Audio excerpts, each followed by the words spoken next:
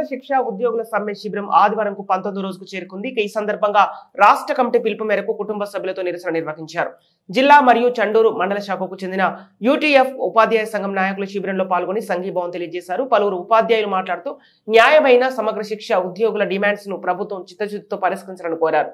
ప్రభుత్వం బెదిరింపులకు పోకుండా చర్చలకు పిలిచి పరిష్కరించాలని విజ్ఞప్తి చేశారు. తామంతా ఉన్నత చదువుకున్నామని తమ సమస్యలను వెంటనే పరిష్కార మార్గం చూపి ఉద్యోగ భద్రత కల్పించాలని కోరారు. ఈ కార్యక్రమంలో సమగ్ర శిక్షలో వివిధ విభాగాలకు చెందిన రమేష్, మాణిక్రావు, రాజేష్, సుధారాణి, అబ్రహం, సుజాత, అంజనాదేవి, నాగమణి, నాగరాజు తదితరులు పాల్గొన్నారని బాపట్ల జిల్లా సమగ్ర శిక్ష ఉద్యోగుల సంఘం ప్రతినిధి జి రమేష్ తెలియజేశారు.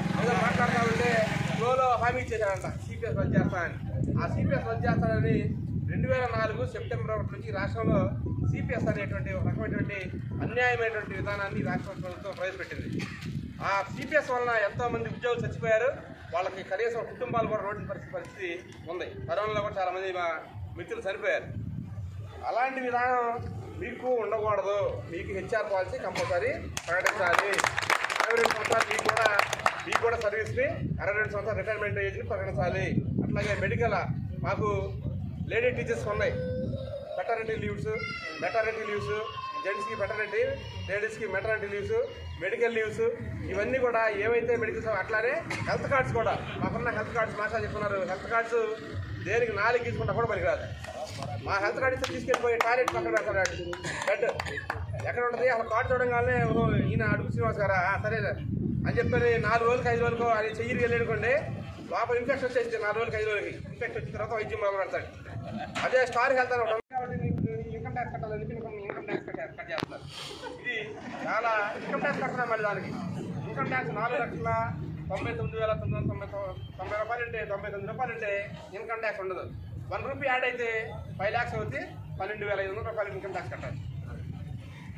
1 రూపాయి తేడాతో మళ్ళీ ఇన్కమ్ ట్యాక్స్ వెళ్ళిపోతాం. చిన్న ఉద్యోగులు కూడా 2008లో 8 TSCలో జాయిన్ అయిన వాళ్ళు కూడా 2010లో జాయిన్ అయినటువంటి ఉపాధ్యాయులు కూడా ఈ రోజున రేపు ఇన్కమ్ ట్యాక్స్ కట్టాల్సి వచ్చి 19,000 పిల్లల ఇన్కమ్ ట్యాక్స్ కడతారు.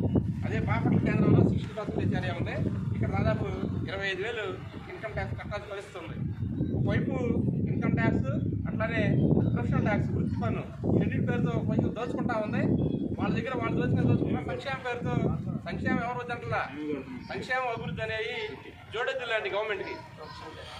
సంక్షేమం అనేది ఓవర్ సంక్షేమం అనేది అనుత్పాదక వ్యయం. అది ఎకనామిక్ పరిభాష అనుత్పాదక ఉత్పత్తి లేనటువంటి వ్యయాన్ని సంక్షేమ వ్యయం అంటారు.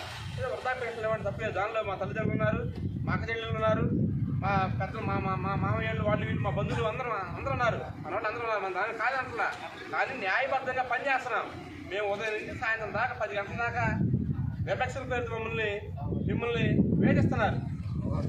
నాడు నేడు అనేది మా రాష్ట్ర గారు చెప్పారు. టీవీ ధర బహిరంగ మార్కెట్లో 50,000 రూపాయలు టీవీకి వస్తే 1,25,000 రూపాయలు పేరుతో 1,25,000